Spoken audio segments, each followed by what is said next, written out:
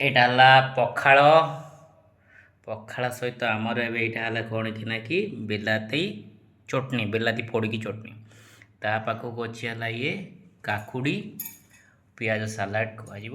ତା ପାଖକୁ ଅଛି ଏଇଟା ହେଲା ମିରିକାଳି ମାଛ, ଯେଉଁଥିରେ କଣ୍ଟା ନଥାଏ। 5 କିଲୋ ମାଛଟେ ଧରିକି ଆସିଛେ, ମିରିକାଳି ମାଛ।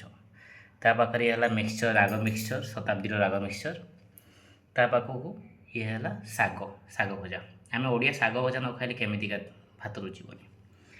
ତା ପାଖକୁ ଆସିଗଲା ଇଏ ହେଉଛି ଆମର ଚାଉଳ ଦ୍ୱାରା ମାନେ କି ବୋଇତାଳ ଫୁଲ, କଖାରୁ ଫୁଲର ତା ବଡ଼ା। ତା ପାଖକୁ ଆଳୁ ଚିପ୍ସ।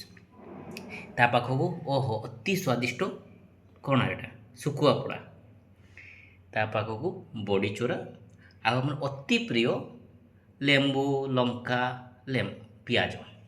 ଏଇଟା ହେଲା ଆଜିର ଆମର ଖାଦ୍ୟଟା।